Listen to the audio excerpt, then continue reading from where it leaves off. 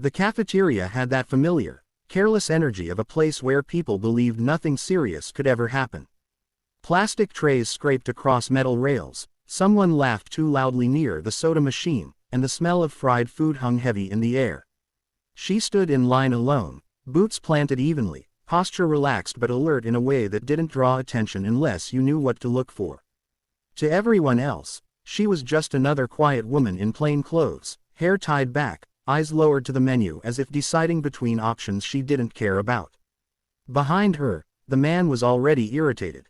He was bigger, louder, used to space opening up for him without asking.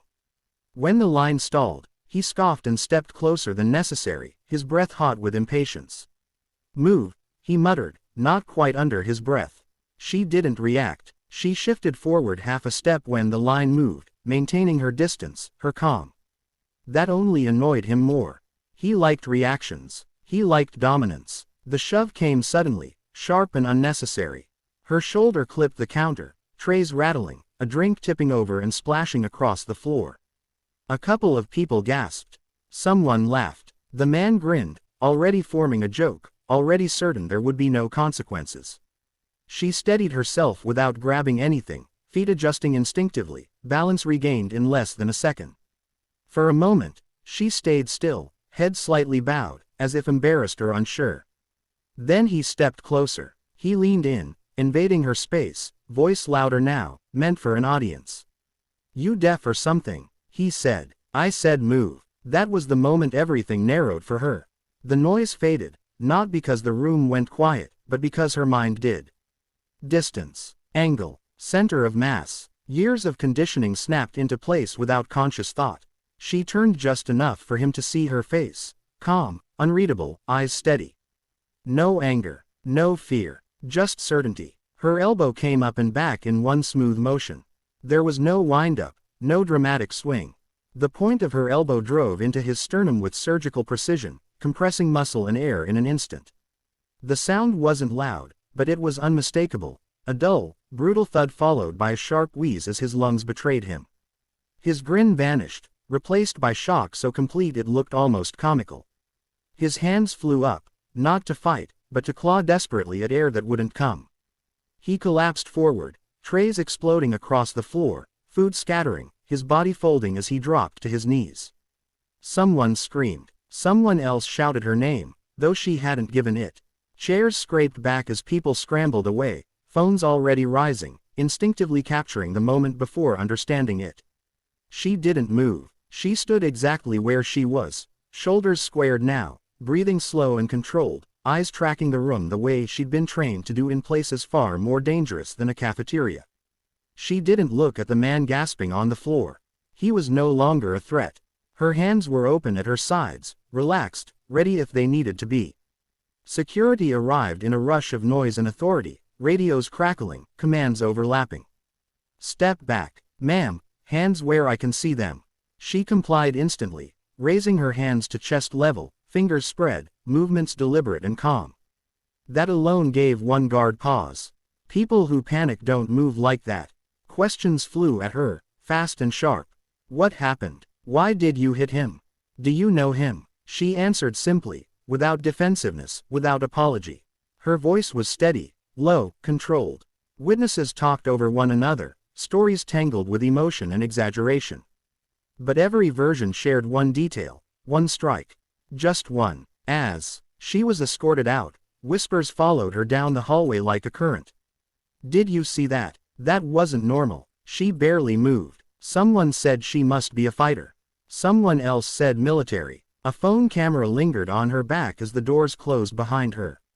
At the security desk, her ID was scanned. The system paused longer than usual. A small warning icon flashed, unnoticed at first. Then another. Somewhere deeper in the building, a restricted database stirred awake, recognizing a name it wasn't supposed to see in a place like this. And without her knowing it yet, a single elbow strike had just opened a file that was never meant to go public. The hallway outside the cafeteria felt colder, quieter, like the air itself had changed its mind about her. The doors closed behind them with a heavy thud, sealing off the noise, the whispers, the spectacle she'd left behind. Fluorescent lights hummed overhead as she walked between two security officers, her pace unhurried, wrists uncuffed because no one had quite decided she needed them. She kept her gaze forward, shoulders relaxed, every step measured. To the guards, that calm was unsettling. Most people argued. Most people apologized. Most people tried to explain themselves into innocence. She did none of that.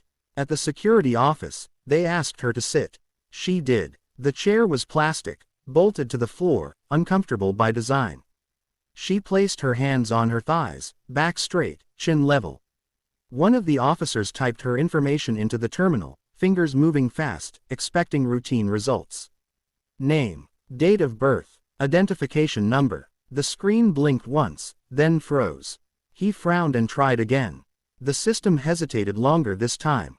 A small red banner appeared at the top of the screen, subtle but unmistakable. Restricted access. Contact supervisor. The officer leaned closer, lowering his voice as if the computer itself might overhear. "That's odd," he muttered.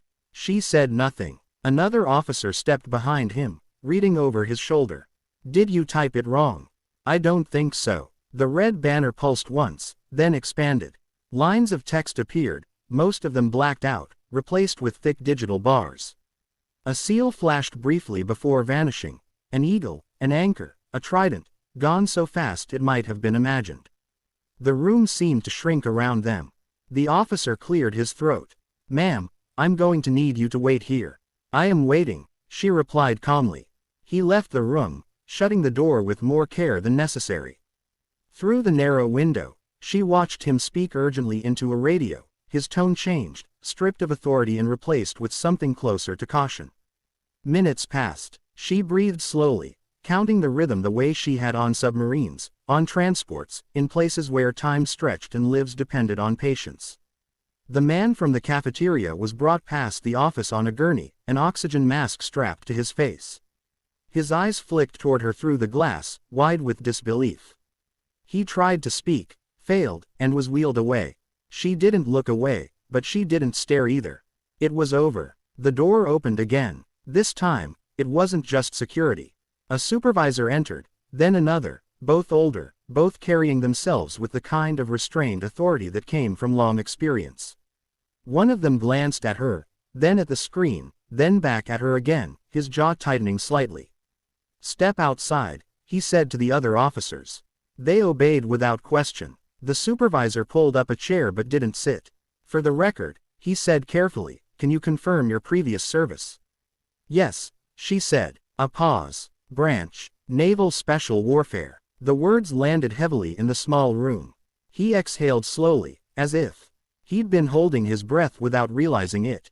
"Rank?" he asked, already knowing there would be more to the answer than the word itself. "Not relevant," she replied.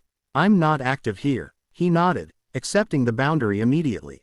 "Understood." On the screen, more information populated. Dates, locations, commendations, all of it partially obscured, as if the system itself were reluctant to reveal too much. A warning flashed again. Unauthorized disclosure prohibited. Someone had made a mistake. A big one. Outside the room, voices rose. Phones buzzed. The video from the cafeteria was already spreading, slowed down, zoomed in, analyzed by strangers who didn't know what they were looking at but knew it wasn't normal. Someone had added text. One hit. One drop. Another comment read, "That's military." The supervisor rubbed his temple. "Your record shouldn't have surfaced," he said quietly. "But it did. And now, people are asking questions." She leaned back slightly, still composed. "Then answer them carefully." He looked at her for a long moment, then gave a short, respectful nod. "You're free to go," he said. "No charges. We'll handle the rest." As she stood, the room seemed to straighten with her. When she walked out into the open space, conversation stopped mid-sentence. People who had been watching their phones looked up, suddenly aware they were standing near someone whose past was far heavier than her silence suggested. She walked through them without a word, unaware that behind her, a classified Navy SEAL record, once buried deep, was already slipping into the public eye, and there would be no pulling it back. Outside, the late afternoon light felt almost unreal after the sterile glow of the building. The parking lot buzzed with low, restless energy, People standing in small clusters, phones in hand, voices hushed but excited. She stepped through the automatic doors and paused for half a second, not because she was uncertain, but because her instincts told her the situation hadn't ended. It had simply changed shape. A few heads turned immediately. Someone whispered her name, pronouncing it wrong. A phone camera lifted, then another. She adjusted her jacket and walked on, boots striking the pavement with a steady rhythm. Every step felt heavier than the last, not from fear, but from a familiar weight she thought she'd left behind years ago. Anonymity had always been the mission. Blend in, be forgettable. Today, that mission had failed. Her phone vibrated. She didn't need to look to know what it was. Still, she stopped beside her car and checked the screen. Missed call. Then another. Then a message from a number she hadn't saved but knew by heart. Just 3 words. It's out. She closed her eyes briefly. Across the lot, a man was showing his screen to a group of strangers, replaying the slowed-down clip of the elbow strike, frame by frame. Red circles highlighted angles, captions speculated about technique. Someone said, "That's combat training." Another replied, "No, special forces." The truth moved faster than she ever had in uniform, faster than orders, faster than damage control. A black SUV rolled in and parked 2 spaces away from her. The engine cut. The driver didn't get out right away. She stayed still, keys loose in her hand, posture neutral. When the door finally opened, a woman stepped out, older, sharp-eyed, dressed plainly but carrying herself with unmistakable authority. "You always did make an entrance," the woman said quietly.